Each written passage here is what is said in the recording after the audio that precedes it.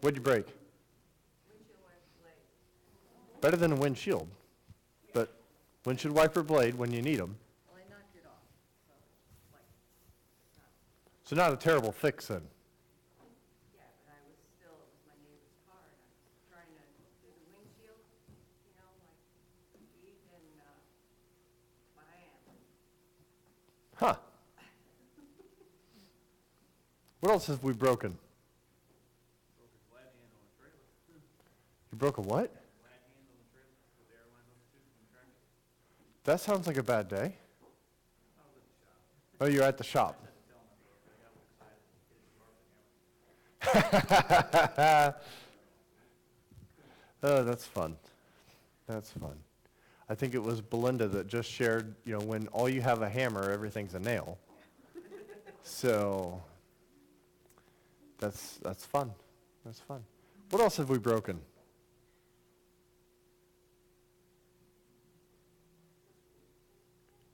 Well, it doesn't have to be this week. Fellowship? Fellowship? Okay. You broke her heart. Is that why she's crying now? No? Okay.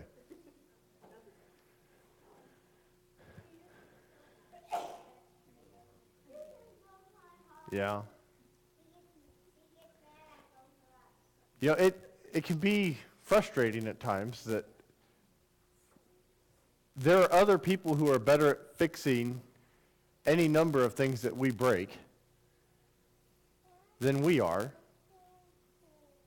And yet, there are some pieces of which God has gifted us to be pretty good at fixing that, right? But ultimately, we're not the fixer, are we? We may have a part in it, but we're not the one that's actually fixing anything.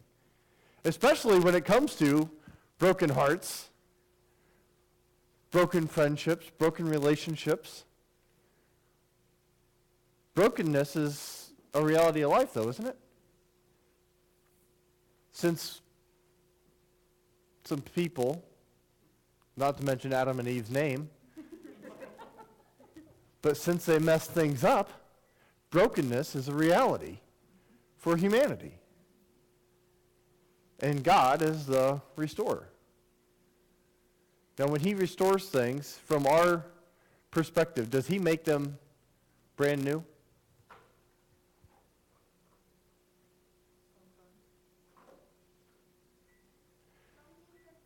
Jamie, can you pop that picture up for me? More of a scratch and dent model? I'm with you. I forget what the stuff's called, and maybe I've shown this to you all.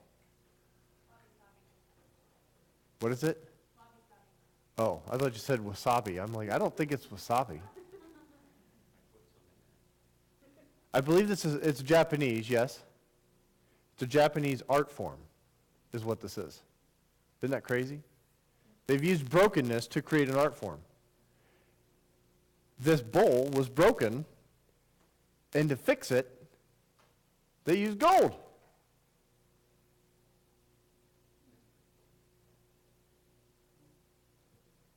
Now, as our lives break, God restores us, yes? Not to only put us back the way we were, right? God doesn't, it's not like the old video games where you go back to a previous point in the level and start over so that you learn again. God as a father restores us. He brings back life. He mends the brokenness, but not in a way that absolves us of the responsibility or the reality of the situation we've gotten ourselves into. Right? Boy, wouldn't that be nice? I think it would take out a growth element called maturity. There'd be no reason to mature if God always took away the consequence for doing what we've done. Imagine if Adam and Eve, upon having that happen, he hits the reset button and says, choose better next time. And then sends them back to where they were at before without any learning curve. That'd be vicious cycle of not doing anything, ever. Our brokenness is not something that God is unable to repair.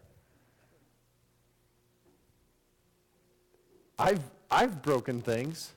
I remember breaking a window once as a child. It was frustrating. I was in a frustration. It was just the whole thing was laden with frustration. I was mad at my brother, and I was going to run him down. And I don't know what I was going to do when I caught him. He was bigger than me, but that didn't matter at the time. I was upset, and I was going to do something. And he was holding the door shut. He was holding the door shut. And then he laughed at me and locked it and walked away. Now, I was this upset that I was unable to think about just going around to the other side of the house and going in the open garage door. That would have taken way too long. It's like, no. I will simply break the window in the door and open the door up and go get my brother. Right? Never broken a window before this moment. I thought, can't be that difficult, right? That's exactly what I did. I just punched it. I punched things before. I know how to punch things.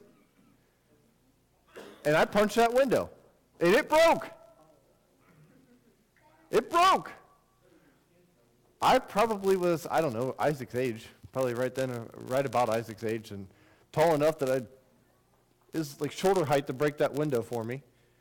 And I broke it. As many of you have guessed, soon had blood running from my arm. Still very, very upset. Very upset. And I don't exactly know what all happened. I don't think I ever found my brother. I was upset at Tony. I was following Tony. What's that? You know, I think I probably started freaking out when I saw my arm bleeding, that I think Mom came out, was wondering what was happening, because, you know, she's got one child with his arm, you know, bleeding. The window's been busted for some reason. The door was locked for some reason. You know. So I'm sure that was an interesting story for Ma. I don't know that she'd even remember it at this point in time, because there are likely that many of these stories that they all just kind of blend together. I was on the tail end of my family, so many stories had already been compiled on the front side. This is probably just a normal day in the week for her. But I remember that brokenness. And I remember that, you know, the frustration and creating more brokenness didn't actually help anything. That's crazy. It's crazy. And yet when things are broken, that's often what I want to do more of, isn't it? Do you ever get that way? When you're experiencing brokenness, when you're experiencing something that isn't functioning well, you know, there is a compulsion to fix it. But when you meet resistance, or you're unable to fix anything, instead of doing something like this, there's a temptation for me to get a hammer or a boot or something and just smash the rest of it. To obliterate the rest. That's a sweet headband. Sorry. These moments, though, reach up in our lives, don't they? Quite a few songs about dealing with issues of life, dealing with brokenness, dealing with the reality of sin in our lives. And more sin doesn't fix anything.